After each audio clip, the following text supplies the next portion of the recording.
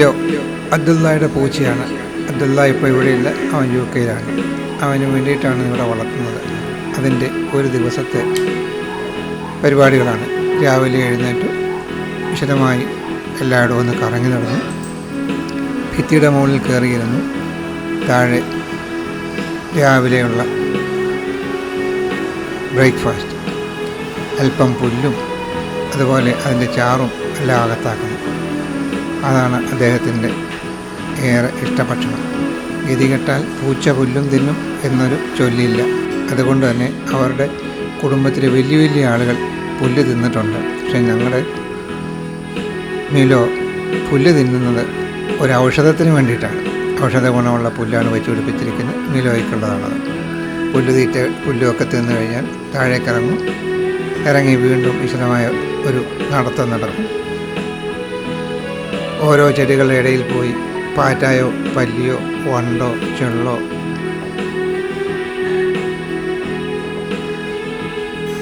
ഓന്തോ അതുപോലെ ഏതെങ്കിലും ചെറിയ സാധനങ്ങളുണ്ടോ എന്ന് നോക്കും. അപൂർവമായി ചിലപ്പോൾ പക്ഷികളുണ്ടായിരിക്കാം, അല്ലെങ്കിൽ ചെറിയ വാവലിൻ്റെ കുഞ്ഞുങ്ങൾ എവിടെയെങ്കിലും വീണ് കിടപ്പുണ്ടായിരിക്കാം. അതൊക്കെ ഒന്ന് നോക്കി അവിടെ എല്ലാം ഒന്ന് പരിശോധന നടത്തി അയാൾക്ക് മറ്റു ചില കാര്യങ്ങളിലൊക്കെ കടക്കേണ്ടതുണ്ട്. പുല്ലുതീറ്റ പെട്ടെന്നൊന്നും അവസാനിക്കുന്നതല്ല. 4-5 മിനിറ്റ് സമയം പുല്ല് തിന്നാനായിട്ട് എടുക്കും. മിലോയ്ക്ക് വേണ്ടി പ്രത്യേകം പുല്ല് അവിടെ വെച്ച് പിടിപ്പിക്കുന്നുണ്ട്. മുട്ടപ്പാവിൽ ചെടിച്ചട്ടിയിൽ നിന്ന് വെച്ചിരിക്കുന്ന പുല്ല് തീറ്റ കഴിഞ്ഞാൽ അക്വേറിയത്തിലേക്ക് വരും. അവിടെ മീനുകളുണ്ട്. അതിൽ ധാരാളം ചെറിയ ചെറിയ മീൻ കുഞ്ഞുങ്ങൾ നടക്കുന്നുണ്ട്. അവയുടെ സുഖവിവരങ്ങൾ അന്വേഷിക്കലായി. അതിനിടയ്ക്ക് ഒരു ശകലം വെള്ളം അവിടെ നിന്ന് കുടിച്ചെങ്കിലും ആയി. മീൻ കിടക്കുന്ന കുളത്തിലെ പാത്രത്തിലെ വെള്ളമാണെങ്കിലും അത് മിലോയ്ക്ക് രുചികരമാണ്. അതിലൽപ്പം കുടിച്ചു. മീനുകളുടെ കുശലങ്ങൾ അന്വേഷിച്ചു. മീൻ പിടിക്കാനല്ല, കാരണം അദ്ദേഹം സസ്യഭുക്കാണ്.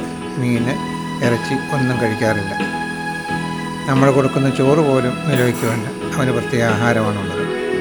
മീൻ കുഞ്ഞുങ്ങളെ വിട്ടുകഴിഞ്ഞാൽ അടുത്ത കാര്യം അവിടുത്തെ മറ്റു കാര്യങ്ങൾ അന്വേഷിക്കലാണ്. അടുത്ത സ്റ്റേഷനിലേക്ക് അദ്ദേഹം വണ്ടി കയറും. മീൻ കുഞ്ഞുങ്ങൾ നിർബാധം അവിടെ നടക്കുകയും ചെയ്യും. മുട്ടപ്പാവിൽ മുകളിലായി ഒരു മുറിയുണ്ട്. അവിടെ അന്വേഷണത്തിന് പോകലാണ് അടുത്ത പരിപാടി. അവിടെ പോയി അവിടെയും അന്വേഷിക്കും. ആരെങ്കിലും പുതിയ അതിഥികൾ വന്നിട്ടുണ്ടോ, പല്ലിയുണ്ടോ, പാറ്റയുണ്ടോ, വാവൽ കുഞ്ഞുങ്ങളുണ്ടോ, ഈച്ചയുണ്ടോ, തുമ്പികളുണ്ടോ. ഇതൊക്കെയാണ് അദ്ദേഹത്തിൻ്റെ അന്വേഷണം.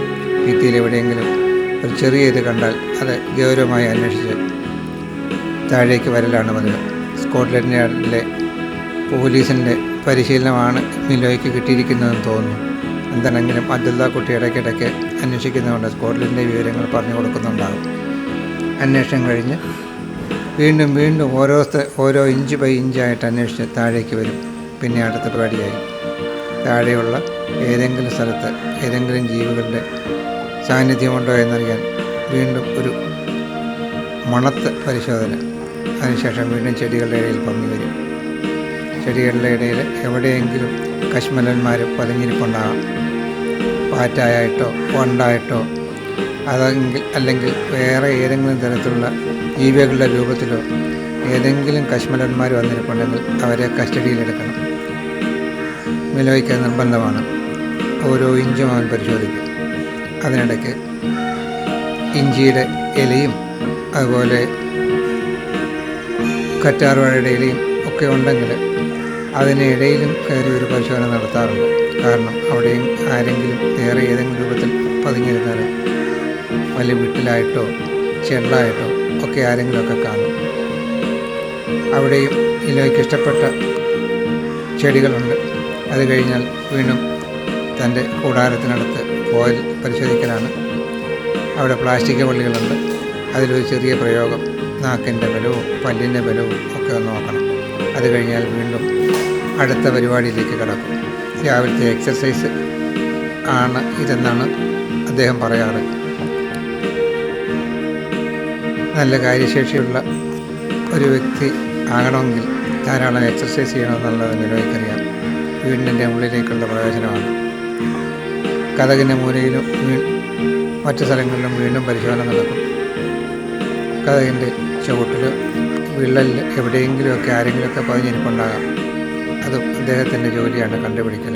വീണ്ടും അടുക്കളയിലേക്കൊരു പ്രയാണം, അടുക്കളയിൽ പോയൊരു നോട്ടം, അവിടുത്തെ കാര്യങ്ങൾ അന്വേഷിക്കൽ മുതലായ സംഗതികളാണ്. അതിനുശേഷം വീണ്ടും തൻ്റെ വിശാലമായ ലോകം കാണാനുള്ള വരവാണ്. ജനലിൽ വന്ന് കാല് രണ്ടും വെളിയിലേക്ക് തൂക്കിയിട്ട് കൈകൾ തൂക്കിയിട്ട് വിശാലമായ ലോകത്തെ കണ്ണിമ വട്ടാതെ നോക്കിയിരിക്കും. ലോകത്തിൻ്റെ ഒരു മൂലയിൽ ഇങ്ങനെ ഒറ്റയ്ക്ക് കഴിയേണ്ടി വന്നിരുന്ന ദുഃഖമായിരിക്കാം, അതോ കപട സ്വഭാവമുള്ള മനുഷ്യൻ അവൻ്റെ കേവലമായ ഒരു സന്തോഷത്തിന് വേണ്ടി ഒറ്റയ്ക്ക് കൂട്ടിലകപ്പെടുത്തിയിരിക്കുന്ന തന്നെക്കുറിച്ചിട്ടുള്ള ആത്മരോധനമായിരിക്കാമോ? അറിഞ്ഞുകൂടാ. പക്ഷേ മിലോ സന്തോഷം അഭിനയിച്ചാണ് ഇവിടെയെല്ലാം വന്നിരിക്കുക. മിലോയ്ക്ക് സന്തോഷമുണ്ടോ?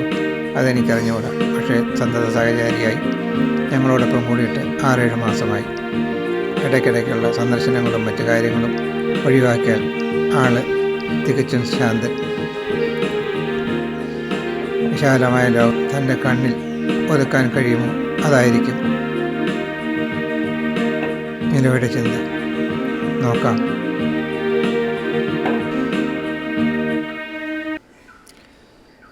മിലോ ഒരു അത്ഭുത പ്രതിഭാസമാണ്. ഒറ്റയ്ക്ക് കഴിയേണ്ടി വരുന്ന അയാളുടെ ദുഃഖം ആരറിയാനാണ്? കേവല സുഖത്തിനായി മൃഗങ്ങളെ ഇങ്ങനെ കൂട്ടിലാകപ്പെടുന്നത് ശരിയാണോ? പറയാൻ വയ്യ. മനുഷ്യൻ്റെ കാര്യമല്ലേ.